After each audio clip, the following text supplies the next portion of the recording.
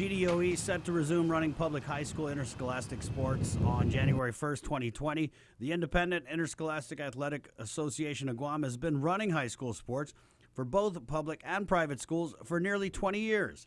Now, DOE Superintendent John Fernandez says he'll work with newly sworn-in IIAAG President Terry DeBold to ensure a harmonious transition. So we definitely want to keep the momentum going, dispel some of the fears and anxieties by really creating a process that's open, transparent, inclusive, and then make recommendations as to how we want to move forward.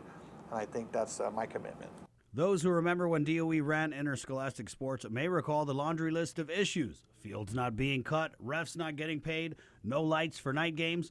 But Fernandez says there's a difference between then and now. We've received funding from the government, which we then push out to that organization to help run the sports, pay officials, pay coaches, and so forth.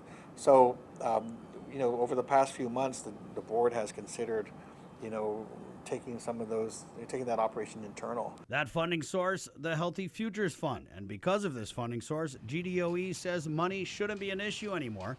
But former public high school athletes say what they're worried about is a lack of competition if the two school systems each have a league of their own. Desmond Mandel is the cross-country and track coach for St. John's in Upper Tumon and a former track star for the JFK Islanders. I would hope that the plan is not to separate the leagues. When I was in high school, we actually had separate leagues. This was, I think, when the beginning of the split. So I was playing for JFK or running for JFK. And GDOE had its own league, and IIAAG had their own league, and we only played within our league. Mandel said that meant playing against the same four schools over and over again. While DOE may be taking its ball and going home, Fernandez says he's still pulling for play between the leagues. So, the biggest concern, though, that I've heard is, will the private schools be able to compete against the public schools? The answer right now is I don't see that changing. I would love to see that stay. I think at this point I'm making that decision.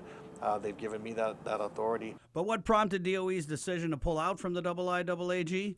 At the end of the day, Fernandez said it came down to fairness. And sometimes shifting the decision unfavorably against public school teams. So questions about how decisions are made, who gets to participate in those decisions, is that fair or not fair?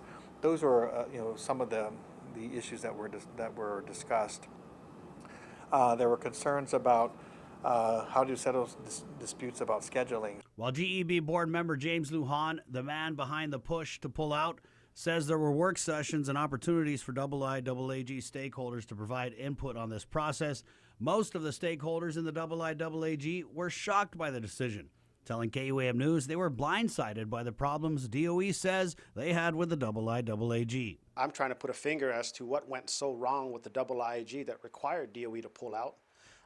And then the second question to that is, okay, well, if there are some issues, has a meeting taken place between DOE stakeholders and IIAAG stakeholders to try to iron out those issues? Fernandez, meanwhile, says moving forward, he wants to focus on clear goals and objectives for public school scholar athletes. For Guam's News Network, Chris Barnett reports.